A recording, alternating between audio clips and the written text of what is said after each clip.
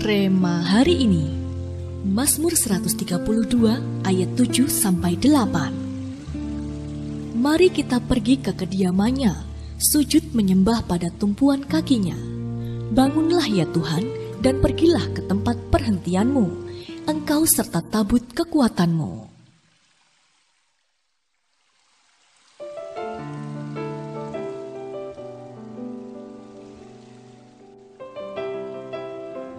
Lebih dari 10 tahun yang lalu, gereja kita menerima rema atau mandat untuk membangun Pondok Daud. Ini bukanlah mandat biasa. Ini adalah mega proyeknya Tuhan di akhir zaman. Amos pasal yang ke-9 ayat yang ke-11 berkata, "Pada hari itu, aku akan mendirikan kembali Pondok Daud yang telah roboh. Aku akan menutup pecahan dindingnya dan akan mendirikan kembali reruntuhannya. Aku akan membangunnya kembali seperti di zaman dahulu kala." Bukankah ini sebuah mandat yang luar biasa?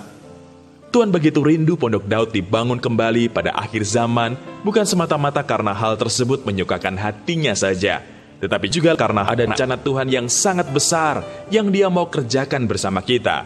Pondok Daud adalah senjata terdahsyat yang Tuhan berikan bagi kita untuk kita bisa mengerjakan perkara-perkara ajaib di luar akal pikiran kita.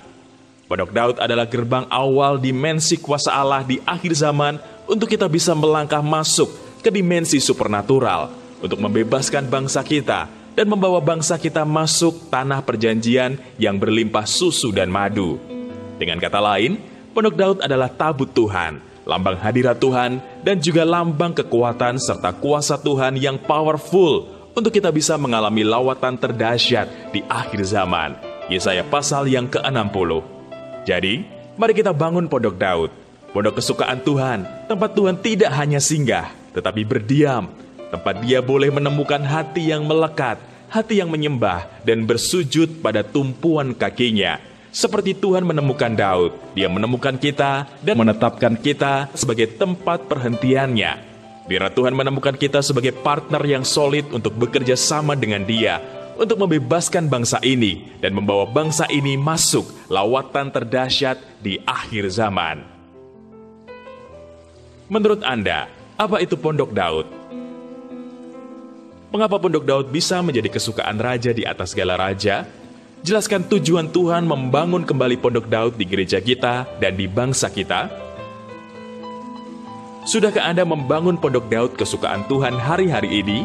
Apa dampak yang Anda rasakan setelah membangun Pondok Daud kesukaan Tuhan?